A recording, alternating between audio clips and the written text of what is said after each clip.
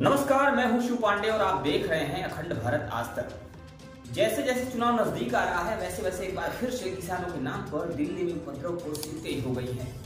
आम जनता परेशान हो रही है और तथाकथित किसान लोगों के लिए समस्या का सबब बन रहे हैं। अब प्रश्न यह उठता है कि क्या किसान आंदोलन सिर्फ आम जनता को परेशान करने के लिए किया जा रहा है?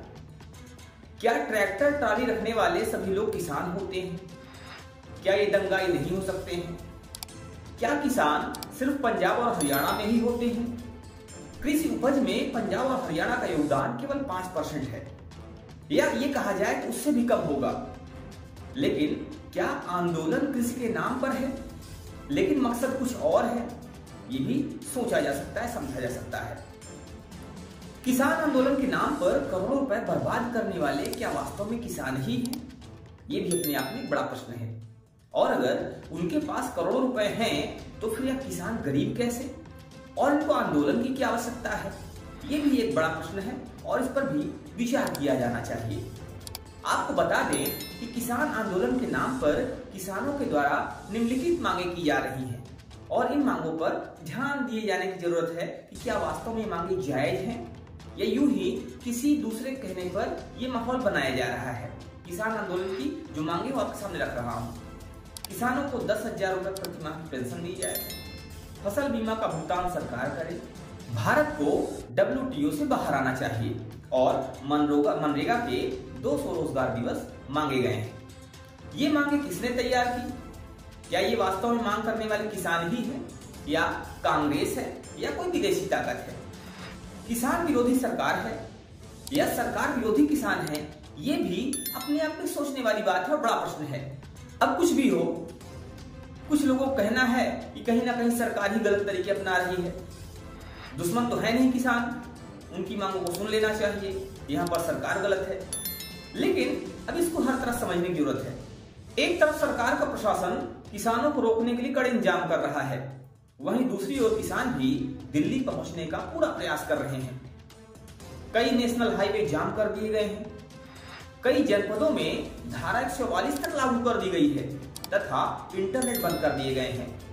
अब कुछ लोगों का यह भी कहना है कि किसानों के हितैषी चौधरी चरण सिंह जी और स्वामीनाथन जी का ये कैसा सम्मान है कि भाजपा सरकार किसान आंदोलन के लिए किले बिछा रही है। उनका कहना है कि सच्चाई ये है कि भाजपा सरकार अपनी कमी को छिपाने की कोशिश कर रही है, लेकिन इस किसान आंदोलन को कांग्रेस के समर्थन मिलने की बात भी कही जा रही है। इस पर किसान आंदोलन के लोग सफाई भी दे रहे हैं और कह रहे हैं कि हमारे आंदोलन को कांग्रेस का समर्थन नहीं है। लेकिन अगर पूरे आंदोलन को देखा जाए तो एक चीज और भी निकलकर सामने आ रही है कि वास्तव में असल किसान नहीं है, ये पूंजीपति हैं जो किसानों के नाम पर राजनीतिक दलों की दलाली करते हैं। देश में 92% जोत लघु व सीमांत कृषकों की है, जिन्हें किसान राजनीति से कोई वास्ता नहीं है। आंदोलन कर रहे स्वार्थी तत्व छोटे किसानों का प्रतिनिधित्व नहीं करते। खेती किसानी की आड़ में ये लोग टैक्स भी नहीं भरते हैं और कृषक सब्सिडी का पूरा लाभ उठाते हैं, जो छोटे किसानों के लिए होनी चाहिए। साथ ही यह तथाकथित लोग किसान संगठनों के नाम पर चंदाबाजी भी करते हैं और कहीं ना कहीं राजनीतिक दलों के इशारों पर काम करते हैं। अगर अपने आप को किसान कहलाने वाले लोगों की हरकतें आप देखेंगे तो आपका दिल भी सहम जाएगा। खुद को अन्नदाता कहने वाले किसानों ने पुलिस वालों को जिस तरह ट्रैक्टर की ट्राली से कुचला है, वह रूह को कपा देने वाला है। इन पूंजीपति तथा कथित किसानों को आम जन की समस्याओं से कोई सरोकार नहीं है। ये नितांत रूप से मोदी विरोधी राजनीति का हिस्सा है। आपकी इन किसानों की क्या राय है, हमें कमेंट करके जरूर बताइएगा। बने रहिए हमारे साथ खबरों के अपडेट के लिए और देखते रहिए आपका अपना चैनल अखंड भारत आज तक न्यूज। जय हिंद, जय भारत।